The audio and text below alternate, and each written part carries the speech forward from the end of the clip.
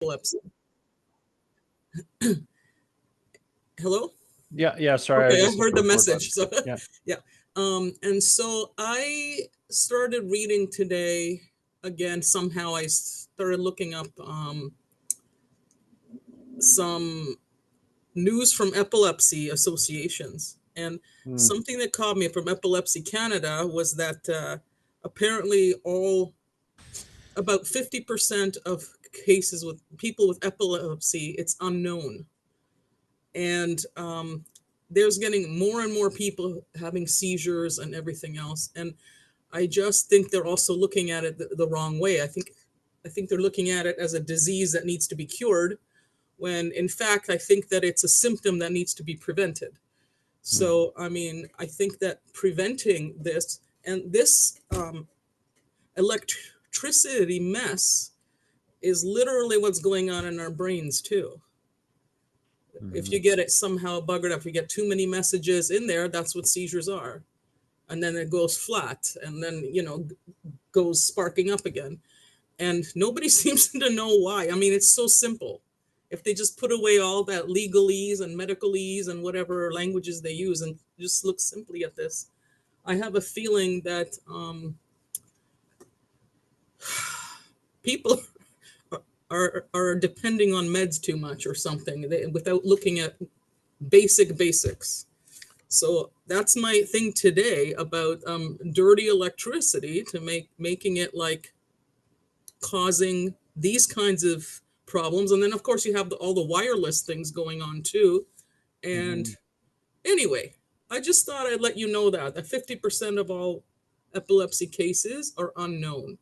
And so they start saying that it's like psychogenic and pseudo seizures. And it's like, well, it's happening. Doesn't mean that it's just because you don't know why, doesn't mean it's not happening really or whatever. And So they're saying pseudogenic. What does that mean? Like that it's in somebody's head pseudo, that they're making it happen? pseudo seizures, or that Oh, it's not really an epilepsy seizure. And I'm oh, thinking epilepsy means tendency to have seizures. So these are associations that are wreaking people's heads.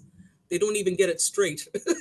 themselves. So, but anyway, but sticking to this electricity thing, it also buggers up the metabolism in the body too. Hmm. So I'm just looking at all the different things that I have, the thyroid issues and whatever, that could actually lead to seizures if you don't have a thyroid in proper balance. Hmm. Then seizures can happen from that too. And Hmm. nobody in epilepsy ever told me that since 1994. Yeah. So anyway, there you go. I just found kind of a link today. Wow. I've been searching for it, so there you go. Wow. Well, that's great. You know what? That's something that should be celebrated because, think about it, how long you've been dealing with this. 1994, that's 30 years ago. So, I know. better late than never, right? And, that's, so now you're having even more messages flood your brain, but the more information with all this that you're looking into. But yeah, I totally agree with you with the 50% number, how it's skewed because there's a lot of modern diseases like uh, amyotrophic lateral sclerosis or ALS, Oh, multiple yes. sclerosis, Parkinson's. No known cause, no known cure, all like so many of them are just right. Oh, we have this disease, no known cause, no known cure. So what is happening? Why why is it accelerating? Um, and that's where the EMF thing comes in because yeah, it is an invisible thing. Of course, there's other cover-ups happening with pesticides and Well, it's it's also all the resistant. chemicals that they're using for all the meds and everything. Think of all the people that are going cuckoo here right now. I Hmm. don't mean to insult anybody or demean anybody, but think of all the people that are out there that are psychiatrically whatever, um, and or mentally ill, I'll say, and it could be literally caused by their cell phone or something. Could mess up their head or something. It could be as simple as that. Really, it Oh, could. yeah. Well, for sure, the calcium channels are affected with EMF, so it can flood too much calcium into tissues or blood or other organs. And if there's too much calcium, then that can affect nerve signaling because that's what nerves fire off of, right? So yeah, it's one of these things that I'm happy that you're at least kind of starting to connect the dots, because yeah, I think your learning is going to really accelerate now that you're, now that you're on the trail. So that's great. Well, no, well, Roman, it's like this. I already knew this before. Mm, It's just that I saw this on an association site today. They were not writing this stuff down before, you know. gotcha. It's getting out there in public, this kind of thing. This is what I'm seeing today about this. I knew there was some sort of, connection with all this stuff. But anyway, Right, gotcha. Okay, well, there thanks you for go. There's sharing. my new news for today. Yeah, no, thank you, thanks for sharing that. It's Hey, that's all right. Every little step counts, and every little Oh, yes. thing, everything connects somehow. Um, so let's see. Does anyone else want to come on and tell us where you're from? Any kind of anything you're trying to get out of the call, or uh, uh, anything that you want to talk about necessarily with EMF, or um,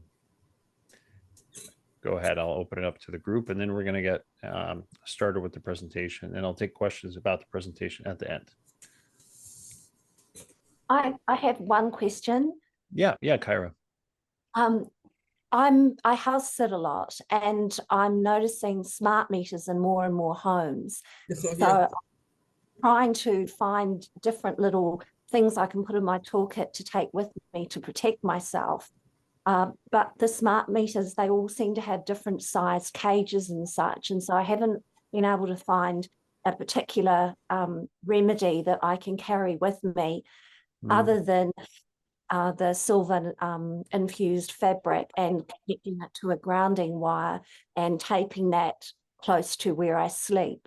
So anything that you've got, any suggestions to help with that would be really appreciated.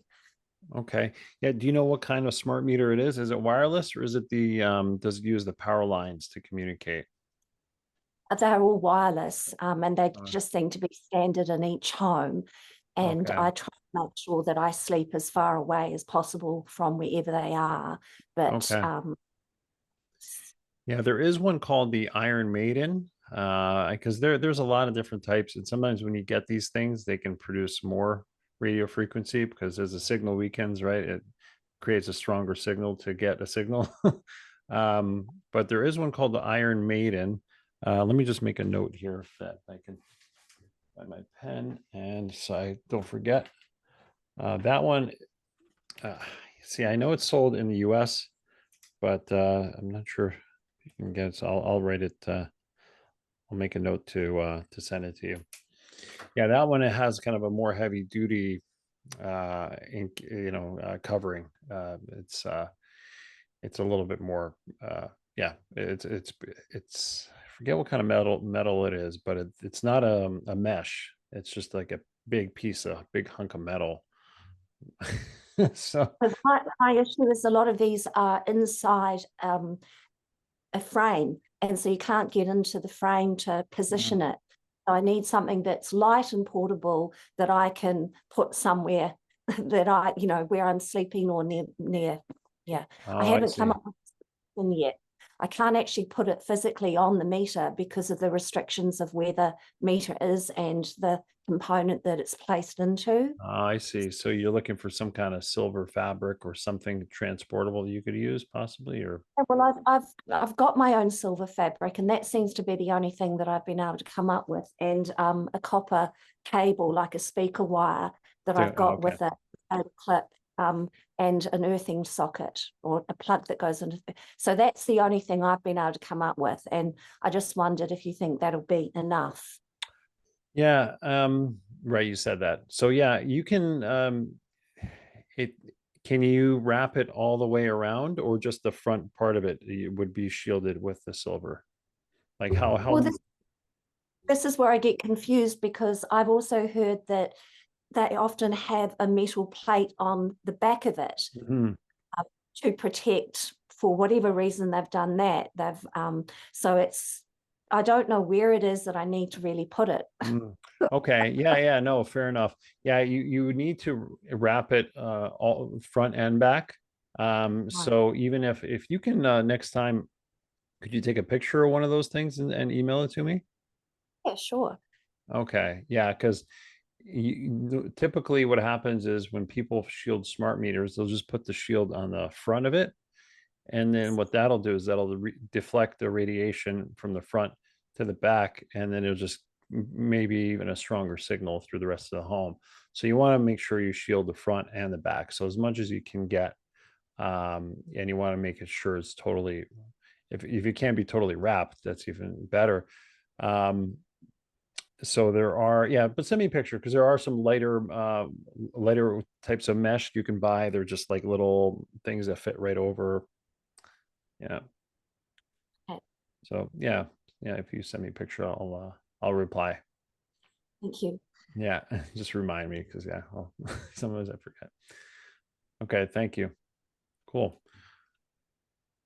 Okay, so we have some new people here. Welcome everyone, Star and James and David and Jane. Hello, Jane. How are you? Okay. Hi, good, thanks. Hi. Thanks for coming on. All right. Cool. So tonight we're going to talk about light. And just so everyone knows, I try to keep everything as basic as possible in these webinars. We can get more advanced in future calls, but this is just a place where everybody should feel welcome, and no question is a stupid question, like they used to say or still say.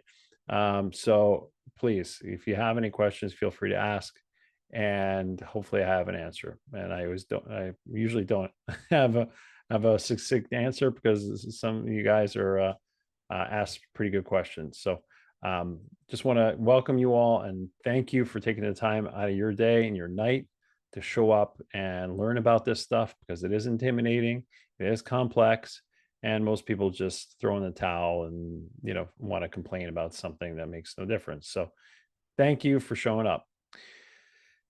Okay, so I'm just going to share my screen now. Figure that out.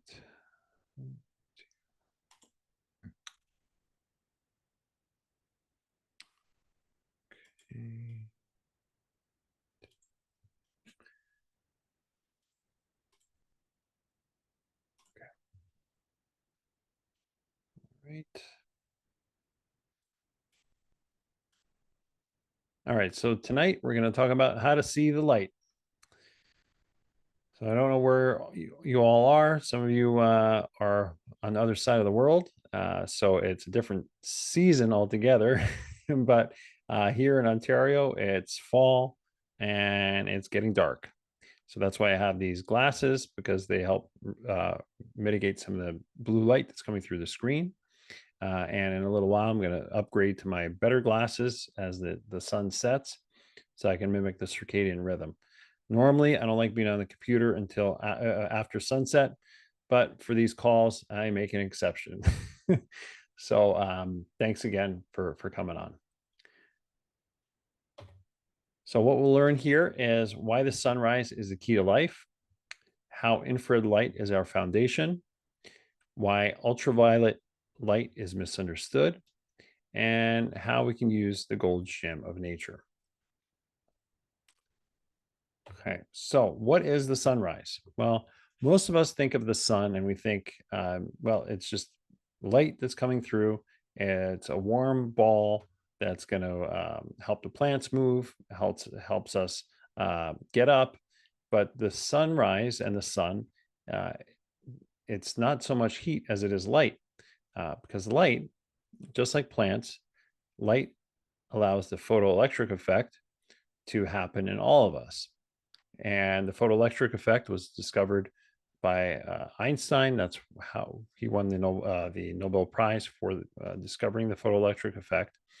So when light strikes our surfaces, it excites electrons, and it allows these electrons to be liberated from our skin, from our eyes.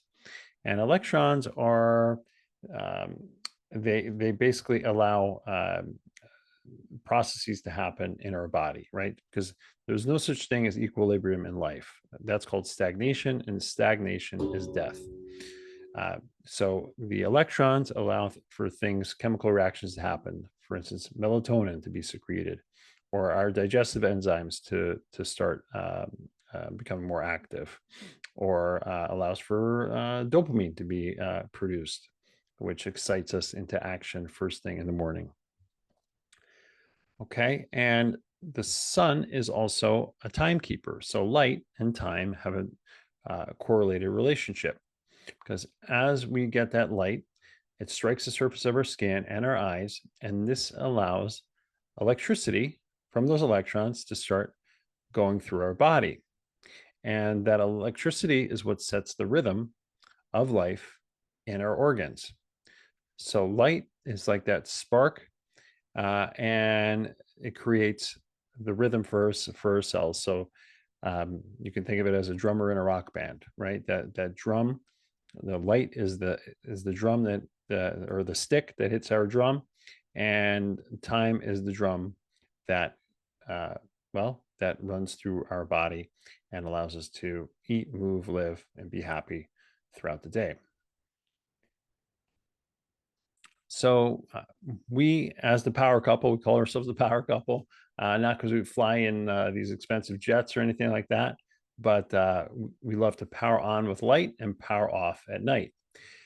So we have Bodana and I, my wife, we have a little power off checklist that we employ every single night.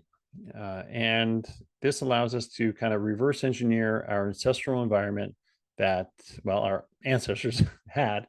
Now, they didn't have any of these alarm clocks or digital cameras, but today, all these accessories that you see, or most of them, are all on our phone, right? From the flashlight we use to the clock, to the camera, to the watch. It's all been engineered this way. So we just have one gadget. So we've kind of back engineered it to at least the early 2000s or 1990s. So we bought all these accessories. So it just makes our life a lot easier and simpler. For instance, a digital camera, you can get a good one for $60 and you can take pictures with it. It doesn't go to the cloud where your face is going to be assimilated into AI. You have a little memory card, goes right in the laptop, and you download all your pictures. As simple as that. The watch that I wear, it's very basic, but I can also look at it any time of the day because there's no blue light in there, and any type of artificial blue light can throw off our circadian rhythm. And we're going to talk about why that's important. Alarm clock also. If I get up in the middle of the night and I have no time it is, I have no idea what time it is. Well, I look at the clock with the red digits and my sleep does not get interrupted. My melatonin secretion does not get interrupted because this is red light, which is not going to cause an abnormal spike in these hormones. So, and on the bottom there, you see a light from Sauna Space, which is a company out of the US. They make their own products. This is infrared firelight, they call it. You can put it in your home on a stand and it produces near infrared light. And near infrared is very akin to the solar spectrum. So it's natural light. And this young lady in the middle, she's wearing amber glasses that are reducing the blue light. And then the gentleman over there, that's not me, but he's my brother in spirit. He's wearing a red light headlamp. And that's kind of how I walk around the house after the sunset and come pretty used to it. And I don't trip over anything. I may shine the light a little bit too strongly at Bodana. She yells at me. But first thing in the morning. Yeah. Always gets me somehow. Yeah, exactly. Yeah, I make the meditation not as fun sometimes. But yeah, so it's and again, this camping headlamp is probably less than $20. It's got a great light, and listen, I go to the circuit breaker every morning and every night. I shut off the power to our house so we can sleep better with that camping headlight on. And it runs off regular AAA batteries. We got a cache of batteries, and that's it. I have light now.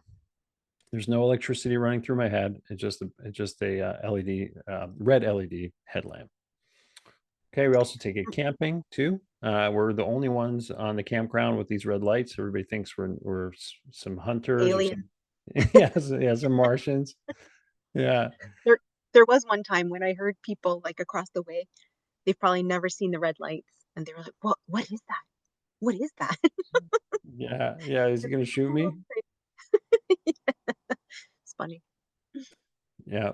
Yeah. So, and you know what though, your eyes do adjust, and everybody now is where it has these crazy, crazy LED lights, and they need more and more of it because number one, that blue light is addictive. It spikes dopamine and it destroys your eyes, so you can't see as well. So now you need more of it because you can't see as well, and people are becoming blind. So now if I were to give them this red light, they wouldn't be able to see at all until they repair their eyes. And that's another reason I forgot to mention with the sunrise. So Bodana and I, we started watching the sunrise probably over 6 years ago. And that's how we really rebuilt our vision through that morning sun gazing, I believe at least, because we stopped wearing sunglasses and we started sun gazing. And our eyes have become more sensitive for good and bad, but we can see a lot better, I think. Yeah, if I can chime in there, definitely I can attest to the fact that, of course, Roman led the way on this.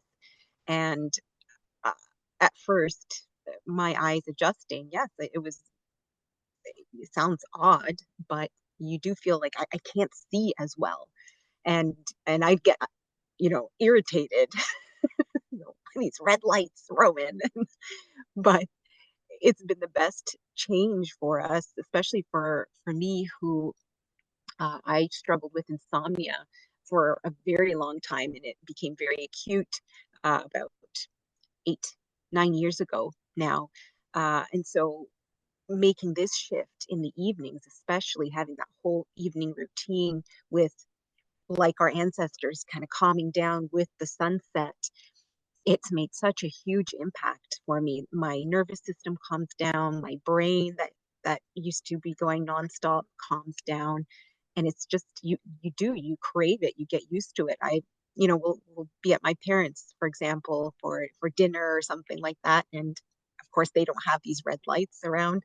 But they've gotten used to not turning on the lights for us because they're so bright. We're not used to them anymore. So I would highly suggest for anybody who, especially if you struggle with sleep at all, or feeling anxious in the evenings, anything like that, these are great steps to take to have you ease into that evening. I can't highlight it enough. Yeah, thanks, Bodana, for chiming in there. It really does make a huge difference because at night it's like our whole home turns into like this, has a spa like glow. It just becomes instantly your brain, your nervous system, it reacts to that nice calm amber light. Um, and again, you can buy an incandescent light bulb on the top right there of the screen. They're banning them in the US and other places. And I wonder why, because they are actually energy efficient. And I did a podcast recently with Mark Baker, who is suing the US government about these LEDs because they have no safety standards. And they're claiming that LEDs are actually energy efficient.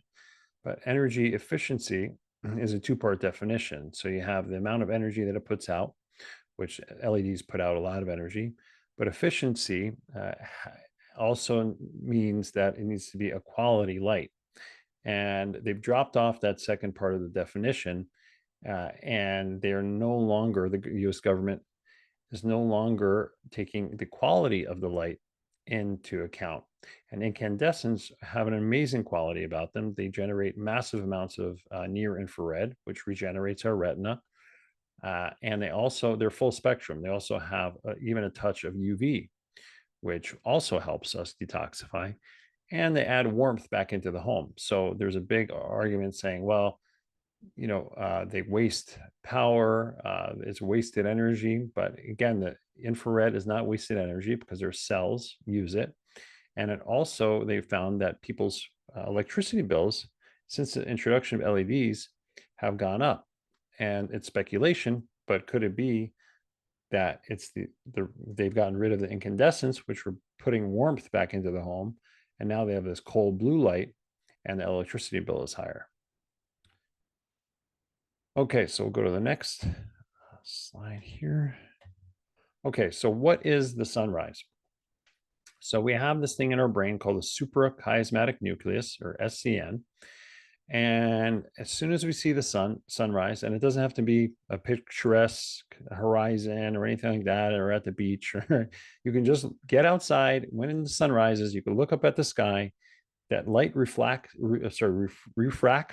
from the sky, so you're still going to get the signal, okay? Because this is electricity coming into our eye, and no matter how we look at the sky, we're going to get that timestamp, okay?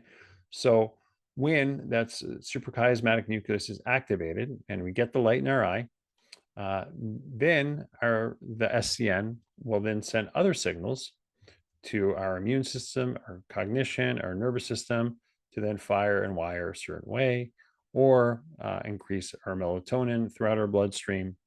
And our whole body has different types of clocks. So our liver has a certain clock. It's most active at 2:30 in the morning.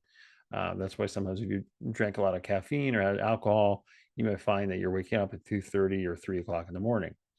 And then our heart is very active at around 12 noon. So it's our body is a fantastic machine, but it is a well-oiled machine that runs on a clock, and that clock needs to be respected. Okay, so when we get out for the sunrise, we have a wake-up call of cortisol. And cortisol, a lot of people associate that with the stress hormone. But cortisol is also the hormone of alertness. So it's our get up and go hormone. It was what our ancestors had when they were waking up first thing in the morning, like, okay, are we under attack? What do we need to do? What's going on outside the village? So cortisol is what helps us, become active first thing in the day. And how do we get our cortisol? Well, it's from blue light. And the blue light is what our eyes see. And again, is what the signal is coming through our eyes, allows us to create that cortisol. But in the sunlight, cortisol is always blue light that creates the cortisol is always paired with other spectra, green, yellow, and red. In LEDs and incandescents and compact fluorescence, that blue light is just on its own. Okay. And when it spikes like that and there's no red light behind it or paired with it, it's very aggressive and it can harm our eyes because near infrared and red repair and regenerate. When they're not present, that blue light does a lot more harm. But red light is always present in sunlight all year round. Okay, and our ocular melatonin, which is secreted by our eyes, or produced by our eyes, I should say, regenerates in red light. That's why we're instinctively drawn to a campfire, and it's very calming because we just instinctively and intuitively know that it's helping us. Okay, now today, many of us live in a cage where we have these things called windows. And we think, okay, well, we're getting great light through the window. The windows are open. So, or I should say, sorry, the blinds are open. So that's great, right? Well, no, not necessarily. Because most glass has a UV coating to be, again, energy efficient. Or the government's trying to save you from some kind of disease. Because UV is bad for you, they say. But it turns out that it's the opposite. Now, just let's look at this window. So here it says that UVB is completely blocked and UVA is partially blocked. There's no effect on blue light, and it allows half of the infrared to get through, and all of the red is blocked. So what does that mean practically? Well, when we're in our homes and we're on these screens and devices and things like that, we're getting a ton of blue light. So if we don't open up that window even a little bit, we're going to be blue light toxic because light is a plasma, it's particle and wave, and it gets through those cracks. So just by opening the window a little bit, you're getting the light inside. Okay, now we're not going to have any UV. So when we go outside and now we get UV, now we're less likely to be able to tolerate it well. Okay, and infrared, of course, is also very important. That's why we need to make sure we get that, because it allows us to build the deeper layers of our skin. Okay, and ultraviolet radiation or UV light helps us detoxify because it helps our skin build a pigment called melanin. And melanin is not just a skin pigment, it's a way that our bodies actually transfer electrons. If you remember what I was saying before about electrons, allows us to transfer electrons so that our bodies have a way to exchange heavy metals and other potent detoxifiers with beneficial things so that we can get those pollutants out of our system. Okay, so nature has a wonderful formula for all this, and it's called the sun, and it's called getting outside. Okay. So again, light tells time, it has that relationship, and we can save our body's time by getting more light. And as I mentioned before, the force behind the sun isn't heat, it's energy, it's light. Okay, like Tesla said, if you want to find the secrets of the universe, think in terms of energy, frequency, and vibration. Okay, so sorry for the topic heading there. I should have replaced that, but this guy's Kenny Powers from Eastbound and Down. I don't know if anybody's ever seen that series, but that's what you'll look like if you wear your sunglasses too much. And when Bodana and I scrapped our sunglasses, we did it because we found out from Jack Cruz, who is a neurosurgeon that now does brain surgery without a scalpel, he says, by helping people understand how light works on their nervous system. He inspired us to take our sunglasses off, and we learned that UV, again, helps us secrete melanin, and melanin helps us produce melanocytes, and melanocyte stimulating hormone. And this hormone allows our cells to fight cancer cells. With the heat that's created as a byproduct of the sunlight, it takes that heat and it fights cancer cells in our body. Okay, and radio frequency, now from wireless radiation, Wi-Fi, things like that, and cell phones, that creates an added layer of electrosmog that we don't see. So that's why it's very, very important to get outside and get that sunlight so you can at least get the light, the signal from nature, okay? Because we're already surrounded in a soup of bad light. So we need to do ourselves a favor and get in as much light as we can. Now, if you've been wearing sunglasses for a long time, I'm not telling you to go out there, at high noon and start staring at the sun, because that wouldn't be wise. But that's why the sunrise is so important, because it's more gentle light. It's more red light, again, that repairs and restores. So if you get out there first thing in the morning, that's going to help you a lot when you are there later in the day. Okay, now I call this the golden gym. Now, I'm showing this not because I'm a huge fan of Arnold Schwarzenegger or anything like that, but people back then, they used to just, especially fitness people, and bodybuilders, they would work out outside, okay? And they would be barefoot, grounding all the time. None of them wore sunglasses. And what do we have now? We have people inside working indoors under blue light with AirPods on their cell phone, right? This is not fitness. This is not health. This is health. And I wanted to put in a picture of a Leonard Skinner concert I saw back in the 1960s. Not I saw, but I was watching through YouTube on the from the 1960s. And it was the Freebird video. And all I saw was a sea of people. They were just like, just tons of people not wearing sunglasses, sunscreen probably hadn't even been invented yet, and they're all having fun, and it was amazing. It was an amazing concert. You don't see those types of concerts anymore. Yeah, it was, to expand on that, it's midday and everybody's out there in, their tank tops and all of that, right? Beautiful. I think it was the 70s, early 70s. But anyways, this doesn't matter. And it's just, yeah, amazing sea of people just totally enjoying everything, but no sunglasses. A lot of people not even wearing hats. I was surprised. But it was some great insight. Yeah, it really was. It really was. And yeah, we're going to recreate that concert again. So yes. Yeah. You're all invited. Yeah. Yeah, if it's the last thing we do, we're going to recreate that concert. Okay. You've got to care for it, Roman. All right. Thanks. Now, at night, we also have in our eyes and skin a protein called melanopsin.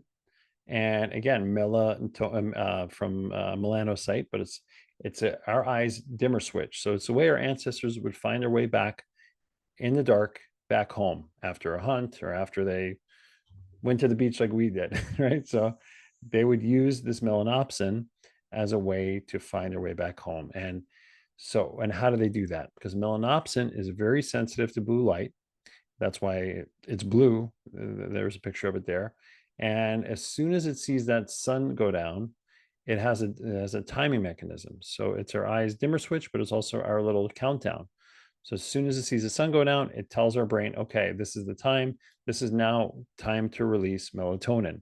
And melatonin takes about 2 to 3 hours to be released in full.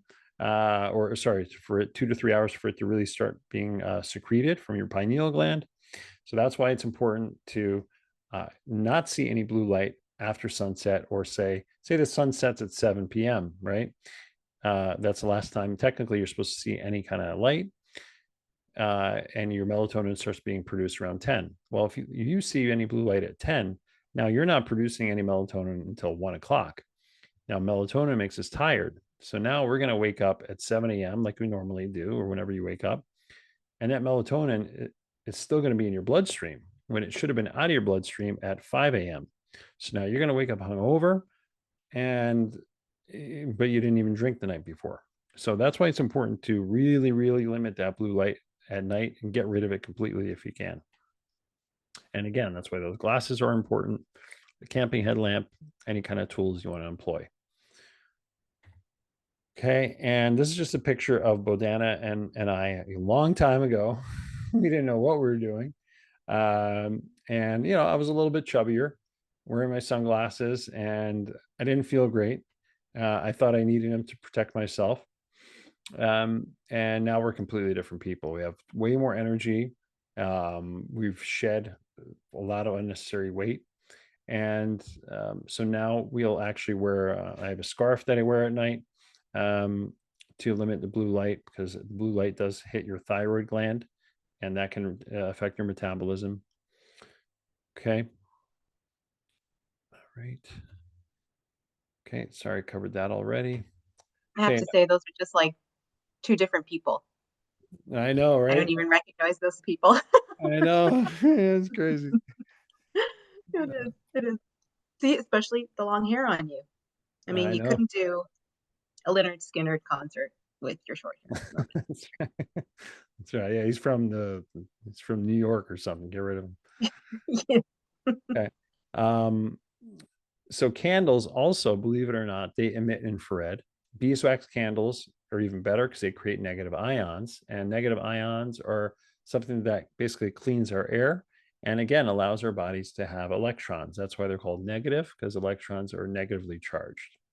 Okay, so they donate electrons to us. Okay, just make sure to blow the candles out before you go to bed. But in 1800, you had, this is what you had for light. Okay, you had 50% of all outdoor light was from a campfire or sunlight. You had near infrared light from candles. And then in 1950, you had 100%, everything was incandescent. You had plain glass windows, so it wasn't coated yet. 1990, we had fluorescence, only 50% incandescence. And then now we have basically LEDs, what we call garbage light, compact fluorescent lights, and low energy efficient glass, which is terrible. So it just shows you the evolution. And, it's no surprise that people are now more sick than ever because they're not getting the healing frequencies that their bodies depend on to run. Now, this is another example of near infrared, which I was talking about, because it does get a little confusing with near infrared, mid infrared, and far infrared, and what's a wavelength. But basically, all you need to know is that that Sauna Space, this company that I'm an affiliate for, so I help sell their products. but they not only do they make their own products, but what they produce. So if you're ever to get a sauna or look into a sauna, whether it's for me or somebody else, just know that near infrared is what is much more akin to sunlight than anything else. Okay, because it comprises about 40% of all sunlight. Okay, now near infrared also allows us to secrete subcellular melatonin, which is a second type of melatonin, and that scavenges any type of EMF damage we have throughout the day. Okay. So how do we repair with this melatonin, and what's the difference between subcellular and the regular melatonin? Some of you may know that melatonin, you've heard, is secreted by the pineal gland. However, there is a study done by Zimmerman back in February 2019 in melatonin and the optics of the human body that showed that our mitochondria, which are the engines of our cells, produce melatonin in amounts that are orders of magnitude higher than that produced by the pineal gland. And this subcellular melatonin doesn't necessarily fluctuate with our circadian clock or release into the circulatory system, but instead has been proposed to be consumed locally. Okay, so what does all that mean? That means that when you're outside getting sun, that subcellular melatonin, which is being absorbed by our skin and our eyes and our mitochondria, which are the engines of our cells, that melatonin is immediately dealing with any kind of damage that we're having or any kind of inflammation. It's immediately repairing our body. So we don't have to wait until that night to get its benefit. Okay. And babies in the womb will also absorb 100% of near infrared light because they're surrounded by this amniotic fluid that absorbs light very well. So if anybody who is an expecting mother, I recommend that you get out in that sun, at least in the morning, because it is more of a gentle light, and expose your belly if you can, right? Because that baby is going to get the light, which that's what it really needs. And you can see there in that chart that the skin or amniotic fluid has a high transmission absorption rate in the near infrared spectrum. Okay. Now, these are just some products that Sauna Space sells, and they're out of Missouri. But and I also did a podcast with Brian Richards, the owner, which I'll link to as an email after this call. But they have the only EMF blocking sauna that I know about. Is a total Faraday cage that they put around it, and it blocks wireless frequencies, so you can repair and regenerate 100%. Because a lot of these infrared saunas, what happens is you go in there and they're connected to a bad electrical system, and then you're producing more harm than good. than just, you're going in there to heal yourself, and then you're basically frying yourself. Then they also have some light bulbs that emit just near infrared. And again, if you can't afford this stuff or you don't have it in the budget right now, get yourself an incandescent light. It's, it does a fantastic job. Okay. Now, these are some examples, and we're almost done here, but this is from Alexander Wunsch, who's a photobiologist, which is someone who studies how light affects life. He's out of Germany. And this is a woman with third-degree burns. And on the left, that's when the burn first happened. And normally a third-degree burn, it always leaves some kind of mark, okay? And he used light.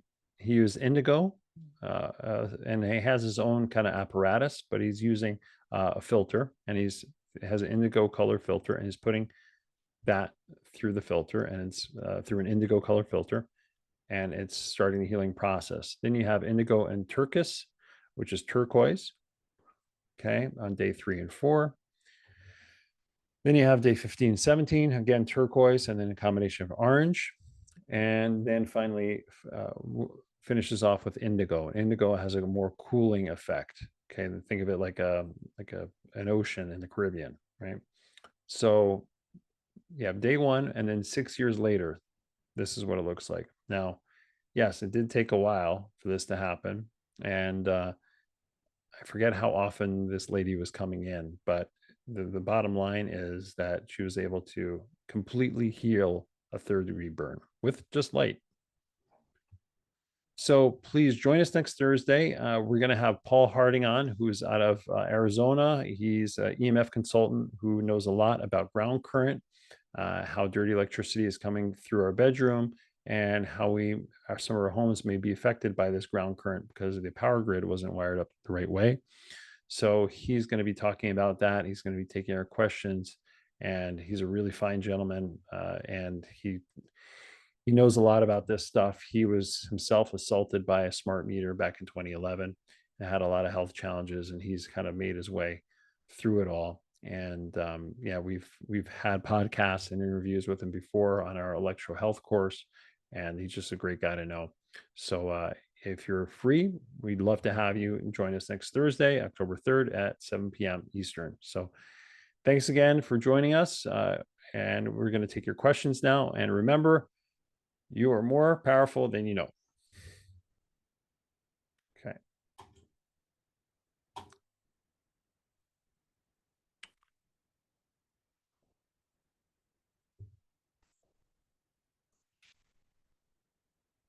Okay. Let's see. No cocktail of drugs to heal burns. Yeah. No cocktail of drugs to heal burns. Yeah. Well, I don't know. That lady may have had to drink something right after that happened because, yeah, that's maybe they have something in Germany. I know beer is supposed to be cooling, so maybe she drank some beer while he was doing it. All right. Let's see. Okay, so yeah, if anybody has any questions, we still have a little bit of time left, so I'll be happy to take your questions. So can I ask it then? Yeah, Petra, Just please. unmuted myself. There we go. Okay. There's something, yeah, you answered my question about the LED lights. I was wondering about when you were talking about the red lights at night. Is that what the cameras use so they can see what's going on out there without disturbing the wildlife? Yeah, great question. Yeah, that's infrared. Yeah, and the animals, they just don't see it, or what? Like, No. Yeah, because it's infrared. So there's infrared and red. So infrared is what our bodies will use to energize themselves, right? But it's invisible to the human eye. So you have red, sorry, you have, let's just say, blue, yellow, green, orange, ultra, and then you have red, and then infrared. So that infrared is invisible, but you can see red, but you can't see infrared, and you can't see UV. So that's so what do they use in those cameras when they're filming, the night knife somewhere, if you're in the forest and, when they're having the cameras? Yeah, they use infrared. Infrared. And so my question is, do animals actually see that or not? They are probably not if they can't. I'm not sure. It's interesting. Anyways, I'm sure it depends on the animal. I know chickens can see infrared. They view an infrared. Bees can see an ultraviolet.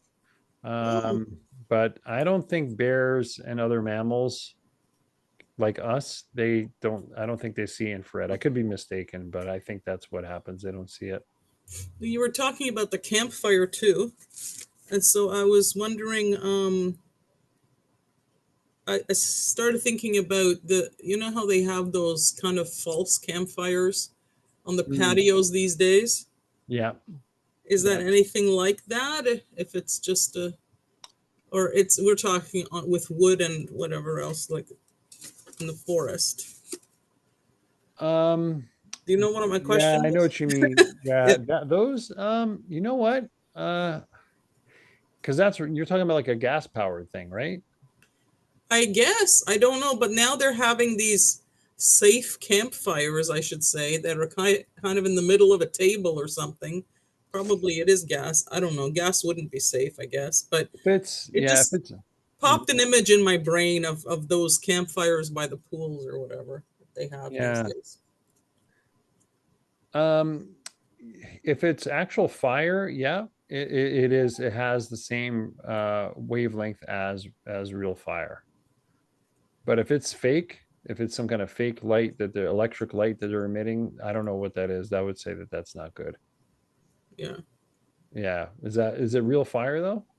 I think so. It's just different. It's just controlled a lot more. It's just differently burning or whatever. I don't know. Anyway. Yeah. Yeah. See, No. Anyway, it was I just know what something I picked. Petra's talking. Sorry, I know what Petra's talking about too, because the flame, especially if you think about it, it's like a gas flame. It does come out more like Yeah. blue, right? People like, barbecue their marshmallows on those things a lot, you know?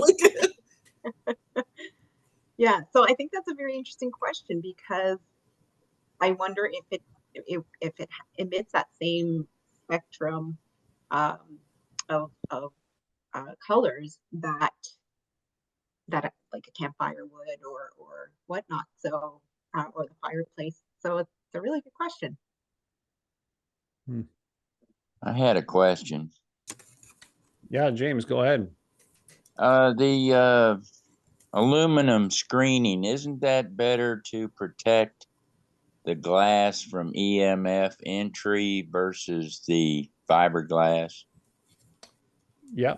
Yeah, it is. The old, like almost like old chicken wire, old aluminum. Yeah. Yeah, it definitely is. Yeah. Yeah. And a lot of windows don't even have that anymore. I know. Yeah. I mean, they are systematically trying to jeopardize our health. You know, they don't want you living over 30. No. Yeah, they want you know, they want to just copy and paste us like text on a screen. I mean, it's like so subtle, you know, Mm-hmm. food, water, EMFs. I mean, I hate the fact that you can't see this stuff to know that you're being harmed, you know, until you get cancer or something like that, you know. But I've got a Helite. Have you heard of those? What is it called? A helite? Yeah, it's a Helite. It's for sleep. It's just a red light. How do you spell? It's HELIGHT. I got it online, Okay. and it's a little red light. You just place it there next to your bed, and it'll stay on for like 20 minutes. It's got its own, you know, you charge it up, and Let's see. in 20 minutes it'll shut off, and I mean, you're out, you know. You're asleep. You're asleep. I But see. I Okay. yeah, red light. I just thought it was so great. But I turned, when you were saying something about the breakers, I turned the breaker to the bedroom that I sleep in. I turn it off so that Okay. no electricity is circulating around my bed. Perfect. Perfect. And when did you start doing that? Oh, I did that in early spring. I had some issues since the wife passed away with my weight and just general health and all like that. And I was diving into the answers to try to find answers to a lot of this stuff. And I've lost like 25 pounds. I'm not. I'm still having trouble sleeping solidly. Say 10 to 6. Okay, an 8-hour night. And someone had told me that those Doppler radars, that those things are cranked full bore at night for the purpose of disrupting your sleep. And I didn't know in what spectrum those Doppler radars are. You know, what's the extent of their travel? I mean, do they go hundreds of miles, or, you know, from the actual site, you know? You Well, ever heard of them? yeah. Yeah, first off, thanks for sharing all that. And you know, that's great that you're really, you know, doing what you need to do. it is frustrating though, you know, all these things. So just one thing. I'm in central West Virginia, by the way. Okay, good to know. So just couple things. So that helite, it's anything with red light, I think it's good. My only criticism of that helite thing would be that it's just one wavelength, so it's 630 nanometers. It's always Okay. good to have a more expansive thing. That's why I like the near infrared stuff, or even candles or incandescents, because there's a more of a fuller spectrum. That being said, listen, I don't think, you know, I think it's good, you know, but I just like, for instance, like there's a lot of these LED therapies where they just shine one wavelength at you. And you have to think about it in terms of nature. There's never anything that's just been one wavelength, right? It always has like a spectrum behind it. Okay. So that's just one thing to consider. So, you know, again, if you feel comfortable with it and you're falling asleep, good, good for you. And then the second thing with the Doppler radar, honestly, I'm not sure about the Doppler radar. I did make a note to ask my colleague, but I do know that, for instance, Paul Harding, who will be on next Thursday, he's noticed that he's done a scan with his meter, or sorry, just a radio scanner actually, at 900 megahertz, and that's the frequency that smart meters will transmit, 900 megahertz.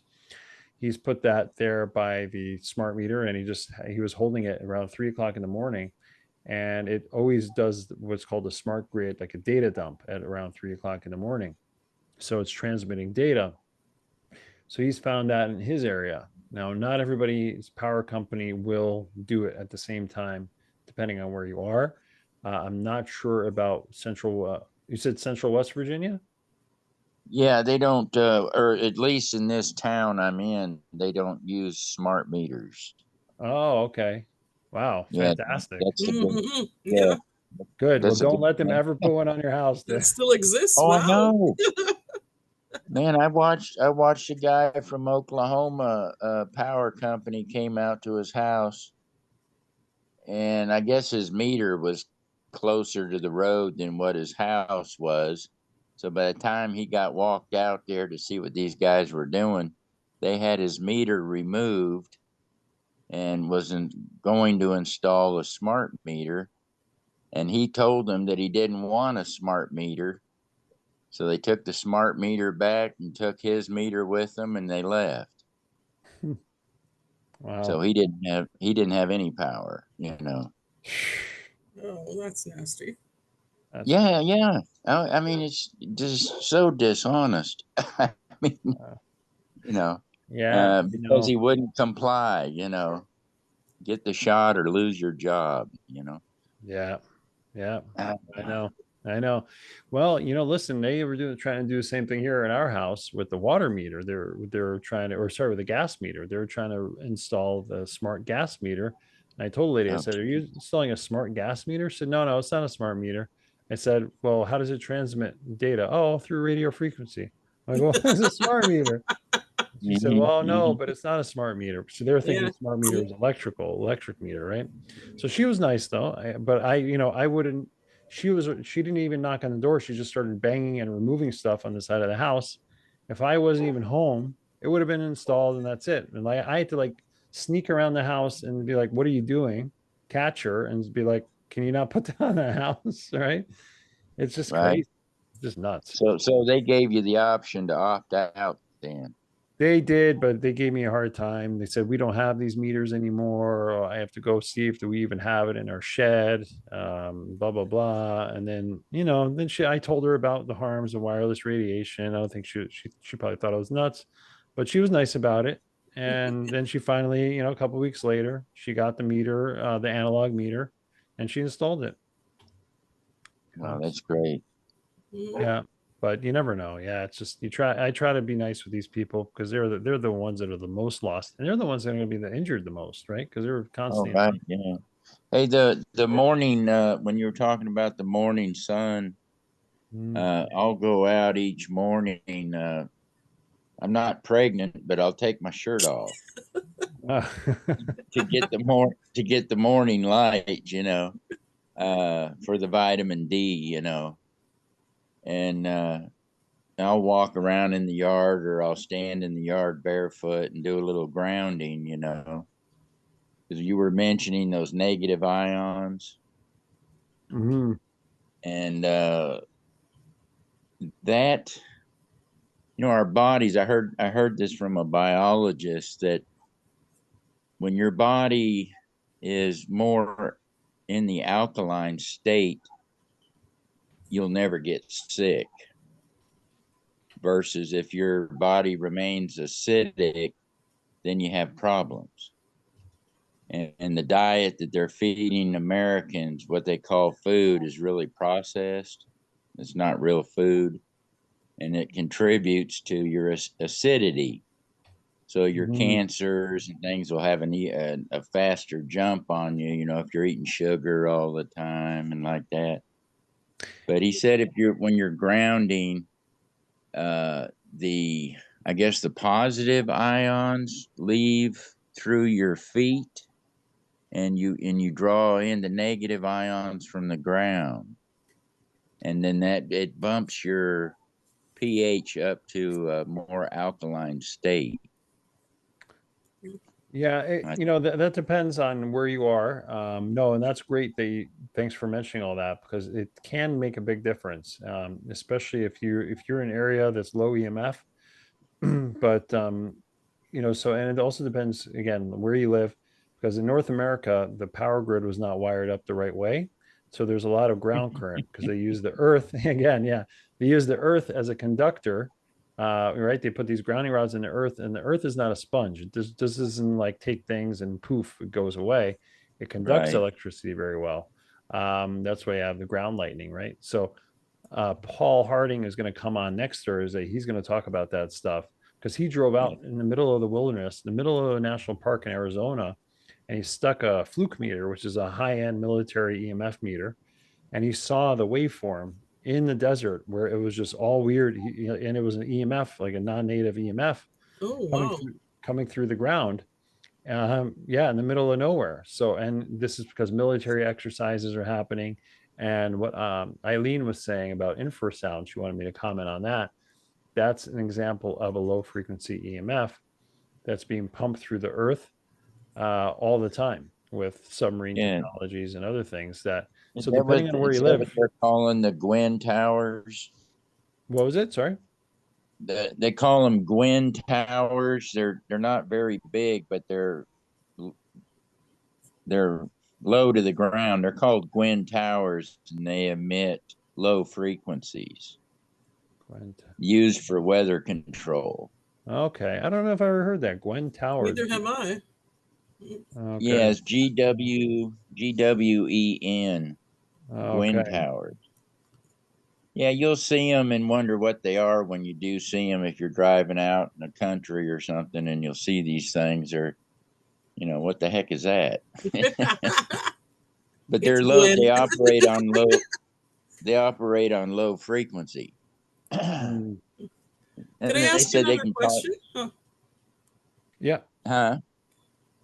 Yeah. So Go ahead, is Andrea. James finished? Oh yeah, I'm finished. Sure. Okay. Yeah, I like to babble. I was going to ask about another thing that I noticed someplace. It's about these magnetic insoles, for the shoes. Would that help to, Magnetic or insult. harm?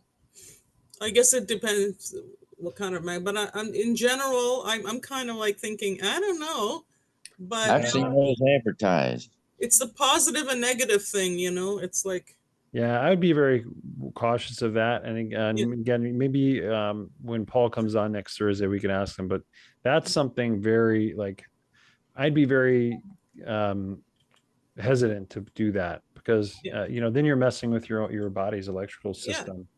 Well, no, if Um, it's supposed to help something that's going awry in your system to try and balance it out or something, yeah, it could. maybe, I don't know.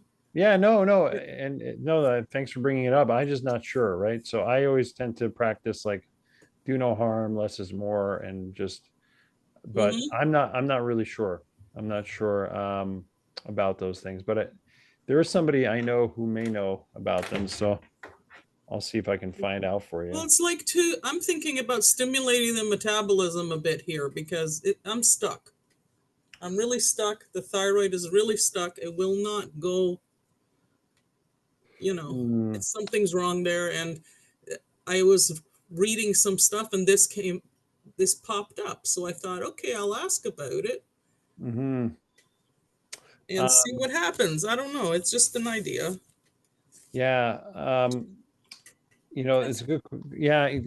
Well, with stimulating the metabolism, the best way I know of stimulating the metabolism, you're not going to like it, but it's taking an ice bath. That's the best way. Oh my gosh, I do that. I take a shower and then I turn it on really cold before I step out of it. Perfect. I do that normally. I would love to be able to go to Finland or somewhere where they do this normally. There you go. Well, do you have a bathtub? Because you can just get ice. I know there's a place. I'm not going to take baths. Seizure disorder, no bath, no bathing. Okay, gotcha. Sorry, I forgot. The showers are there, and I always put it on cold before I get out, and I can't do it without that. It's better for my hair too. Gotcha. No, I hear it. Yeah, cold. Cold exposure. So keep doing the cold showers, and then eating. I don't know if you ever looked into like the ketogenic diet or eating stuff that has more fat, things like fish or butter. I've done that too. Yeah, that's the best thing I can say. And just get that circadian rhythm going again, right? Just get out in the sun and whatever it is, just whatever that time is, just make sure it's the same time. Make sure you eat the same time. Make sure you eat the same time every day. Lunch every day at 12 p.m. without fail, right? And then your body will start that process of cleaning itself out, right? Whatever it needs to. It's it's easier said than done. I fail all the time at eating at the same time, but if you can get in that rhythm and that habit, that's the best way to do it. I know. I'm at that lovely age where the hormones are kind of wonky too. Yeah. So anyways, I just thought I'd ask about those insoles and see what you think, because they do exist and the magnets are there and everywhere. Basically, you're talking about positive and negative ions and everything. That's all magnets too, right? So I don't know. It's just a question. Yeah, no, for sure. Yeah, it's a great question. I don't know, Petra. Yeah. And something else I noticed is that I hope I'm not taking away from anybody here. It's okay. I noticed that when you were talking about opening the windows. I mean, this is my great grandmas used to always say this, but I cannot be in a place where I cannot open the windows. I have my windows open all year. I do not like curtains on the windows either. Like those people that have those blackout curtains, I can't sleep with that there at all. It's very difficult. I like the window like without a curtain and open all year. Is this normal or is this just? And it's not open. It's just a bit open. I can feel the breeze. I thought it was for the air. I never thought that maybe it might be for the actual. Well, what's normal? I mean, listen, stuff coming in. What's normal is what you're comfortable with. If you can sleep well that way, then that's good, right? I like to have no light. That's just me. But, some of us don't like that, right? So I think as long as you don't have a lot of blue light coming in, then you're good, right? Okay. Yeah. No, listen, you got your own comfort level. You got to go with that as long as you're sleeping okay, right? I've got my blue light shady rays on. Okay. Is that what those are? Yeah. Oh. All right. Nice. Yeah, they're good, man. They block the blue light off the computer, TV, cell phone. And where'd you get those? Oh, I ordered them online. I think they were like $26. Okay. Yeah. See, these things are cheap. They're not bad, right? And they got lifetime replacement on it too. Okay. So this isn't a prescription at all, right? Huh? This is not a prescription thing at all, right? No, because I know they put it in it's prescription lenses now. Yeah, they're just blue light blocking glasses. Yeah. they're they're not even reading glasses. I mean, I think all they do is just block blue light. Cool. So, yeah, so if anyone else has any other questions, we'll probably stop the call, but we'll just take another question if anybody has anything. Or I don't have a question, but I've just noticed something, and this shows you how much EMF is infiltrating our lives. I'm house sitting looking after 2 dogs. They're sitting right beside me, and I've just noticed this beeping, and they've got little devices God. on their collars, Fucking hell. and it's emitting, it's like, what's that beeping? So they're wearing them constantly, and they're sitting right beside me, and I'm getting zapped as well. Oh God. I'm aware of Fitbits and all the smart devices for humans, but we're now putting it on our animals, for goodness sake. Yeah, you got to stay away from those wearables. Yeah. Yeah. It's just everywhere. It's almost like anything that they can add it to make it. Yeah. It must be horrible for the dogs listening to it all the time. Oh, geez, with their sensitive super hearing and super smell. Oh, yikes! Yeah, I just put it in the notes, just an article, actually timely, because I wrote it on wearable technology and watches, and kind of if you has some links there on the health benefit, or not the health the health harms and stuff like that. But yeah, it's yeah, I don't know what to say. I mean, if you can tell those people, right? I don't know how open they are to it, but yeah, that basically these EMFs. Do you have a meter? Because then you can put it next to the thing and it creates a sound, right? And maybe that's the best way for people to get convinced, right? If you put a meter there and yeah, I wonder what the cheapest meter is that actually works. Well, I have this one. Go up in thousands of dollars. Yeah, this one is about 240 US, and that's the cheapest I've been able to find that does all the fields. Yeah, the tri-field TF2. That's what it's called, tri-field. Yeah, tri-field TF2, and I'll put it in the email. Everybody here, that I'll send a recap email with the link, and but yeah, it's third-party tested, so it works. That's the thing, you can spend $100 and it won't work. So yeah, this one's good. Yeah, I mean, sometimes you can find open box specials too and things like that, but yeah, it's not the most accurate. There's better ones, but this one works. It's an all around. So you just kind of hold it in an area and turn it on, and it measures that area, and then you go to another room or the unit like that. Yeah, exactly. Plug it in anywhere. Okay. Yeah. I'm thinking if she wants to measure this thing with the dogs, you just go away from the dogs and then come to the dogs with the collar on and see what it emits. Yeah, you want to hold it as close as possible. And ideally, actually, if you don't even have to, if you can hold it away from your hand, like if you can put it on a clipboard, because your hand is electrical, so it will affect the reading, but it'll still give you a good idea. So you get as close as possible with this part with the front. You want to make sure this is always exposed. You don't want to be holding it because that's where the sensor is. Yeah. And you just go close and then you back away, right? But there's multiple settings. There's a radio frequency setting. There's an electrical setting, magnetic setting, and I always use the standard setting. Don't use weighted. Yeah, and it has a noise on there and stuff like that. But yeah, these poor animals, like, fuck, excuse me, it's just terrible. Look at 5G dropping birds out of the sky. Yeah, that too. Yeah, I know. Yeah, well, one of them sleeps with me at night because the other one's a terrible snorer, and I'm getting zapped. I'm doing all these other things to protect myself at night, and then I've got that, and it's just like, oh. Yeah. Well, can they be so vigilant? I know. So you took them off? Yeah. I will be now. Yeah. Yeah. Put a magnet next to one of them. Be like, oh, I don't know, it's not working. Yeah. Well, you don't want to torture the dog either. It's just no. Man, oh man. Yeah. Yeah. Crazy. Yeah. But yeah, and Eileen had one more question. Says, when talking to someone about EMF, anyone who is feeling threatened has a very hard time hearing you. Yeah, it's true. It's true. I like What to was that? argue. Sorry? Eileen left a comment saying, when talking to someone about EMF, anyone who is feeling threatened, they have a very hard time hearing what you're Okay, trying yeah. to say. And,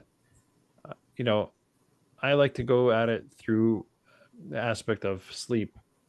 Don't even talk about necessarily EMF. You can just say, hey, did you know that just 25 minutes a day being on a cell phone can decrease your melatonin? Or there's a recent study that said that being on your phone is equivalent to having a cup of coffee. And you know it's kind of a dishonest thing, right? That they're saying, oh, it's just like having a cup of coffee. And I think anyone who has some kind of a common sense will say, well, listen, they're obviously trying to obfuscate the issue that, you know, do you agree that having a worse quality sleep is a good thing? Well, no. Okay. So how can you say that the cell phone is good for you, right? So you just have to find the pain point that the person is going through, right? So, and it's planting seeds and not expecting them to hear you. You just have to kind of hear yourself and tell them what you're going through, right? So that's all you can really do. It kind of goes to what I was saying in the beginning, that with the seizures, one of the biggest triggers of seizures is sleep deprivation Hmm. for the actual seizure, like next to a tumor or something else. But I mean, I'm talking the ones that they don't see right away. Sleep deprivation is probably the highest trigger of anything neurological, and then some, Yeah. like dysfunction. Yeah, for sure. For sure. And I It's think it's the melatonin you're talking about as well. hmm Yeah, and that's why we're all about solutions, right? We want people to Mhm. use the things that they can, like the sunlight, Mhm. reducing EMF in the bedroom, all those things that we can control, because there's so little that there's very little that we can control. So let's Mhm. control what we can, right? Um, yeah, and Eileen had a question about Or happier shungite. life. Sorry. I said we'd have a happier, longer life. Yeah, but we Uh, will. Hey, Controlling we're what doing we can. Possible. hey, hey, we're doing it now, right? And that's what you guys are all doing. You're getting on this call, and we are improving the quality of our life by just participating and learning from one another. So again, it seems so overwhelming and crazy out there, but we got to count our blessings, and that's all we can do. And we will get better. We are getting better. I know, I'm not the same person I was 4 years ago since the pandemic started. I'm way, I would say, wiser, stronger, and The happier. pandemic. Yeah, yeah, exactly. But they didn't plan for a lot of us to live or feel gratitude, but I do more than ever now, and I'm happy it happened. Because now at least, hey, a lot of us have a direction. So um, that's the Well, I way. appreciate the power couple. Oh, thanks, James. I Thanks. like the fact that we can swap information here Thank you. and just exchange ideas and whatever questions that we have too. And take I'm notes. actually getting some answers. Good. Yeah. Hey, listen, that's what this is about. Yeah. That's why we started this, just to get everybody on the same page and, all be crazy. We can all be Let's crazy stimulate together. another section of the brain. Here we go. Yeah. So yeah, please, like, if you ever want to ask a question, feel free. And but we are going to stop it here. Um, and please, everyone, yeah, if you want to join us next Thursday, we're going to have another call.